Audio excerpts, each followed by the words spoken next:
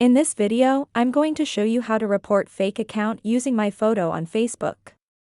Let's get started. Start by opening your Facebook app. Find the person's profile who is using your photo you want to report. You can do this by tapping on the search bar in the upper right corner of your screen. Use the search bar to type the person's name. When you're on the person's profile page, you'll see 3 icons: Friends, Message, and 3 dots. Tap on the 3 dots. Here tap on Report Profile button. Now select a problem. Facebook offers you many problems that can be solved here. Go ahead and choose Fake Account option. Now tap on Submit button. And there you have it. If you have found this video helpful, simply leave a like below or subscribe because it helps me reach more people. See you soon.